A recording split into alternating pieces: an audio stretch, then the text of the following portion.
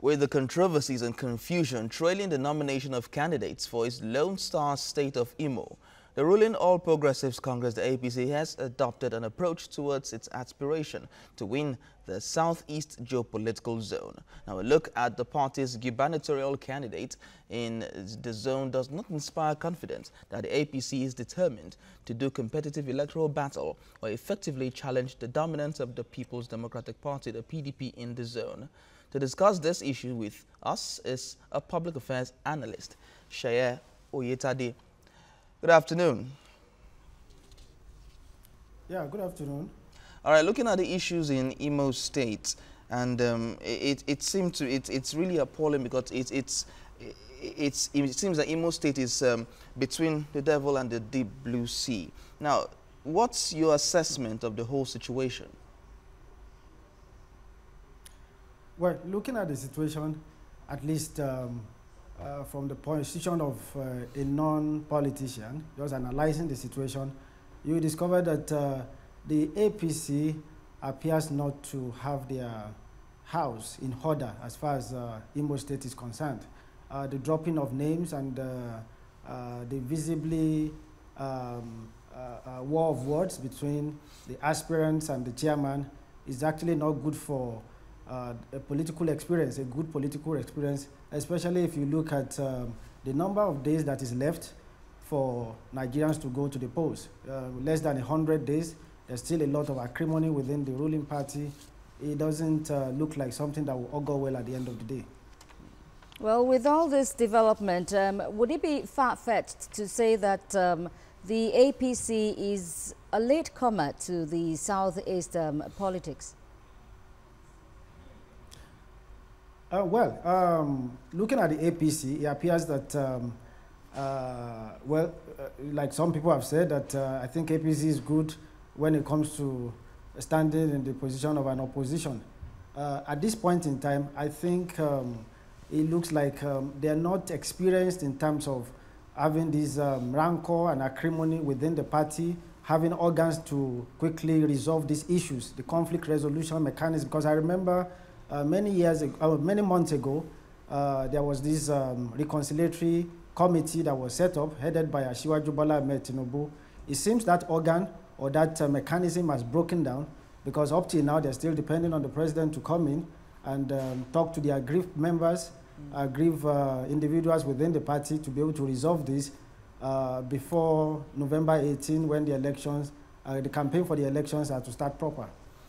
All right, looking at all of this, one would think that, or one would have thought that the APC would have immediately tried to solve this problem. And here we are at this point, Imo State having two divides. One Senator Hope Uzodinma, his name is in the governorship form released by INEC, and Uche Nwosu is contending that. So where does this place APC in Imo State? In the scheme of things there, how do you think the people of Imo will look at the party?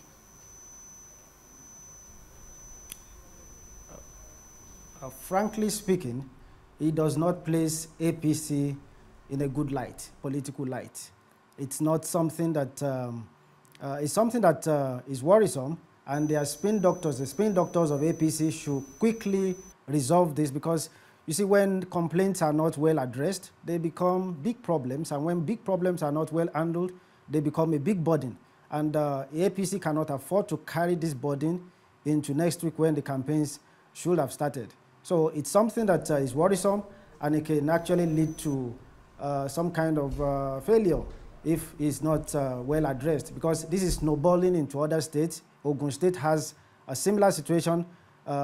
If you compare that to what Ogun State is experiencing, compare that to Imo State, they have some kind of similarity.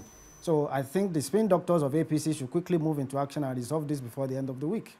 Let's stay with Imo State now. What does Okorocha's succession plan failure portend for APC? Please come again. What does Okorocha's succession plan failure, what does it portend for the party, APC? Well, I think it doesn't portend something good for APC, because there is a lot of verbal virulence between the people involved. They're claiming that the credibility of the National Working Committee is being tampered with right now. If you look at what Uche Nwosu has actually been saying in the last few days against the chairman of the party, it's not good. It doesn't portend something good, something to write home about. The response of the chairman too has actually been something that has to be quickly addressed, because they are attacking personalities, they are attacking the credibility of the party, the credibility of the organ that conducted the election, and if it's not clearly and quickly resolved, it might actually mean, it might spell a bad omen for the party. Irrespective of the statements that have been made here and there, is there a possibility that opposing sides will reach a compromise? Well, as at today, if compromise has not been reached, I'm afraid within the next 4 days, it just might linger into next week. Well, I suppose that going back to the negotiating table may just be in order. Seye Oyetade, Public Affairs Analyst, would like to thank you for joining us and for your insights.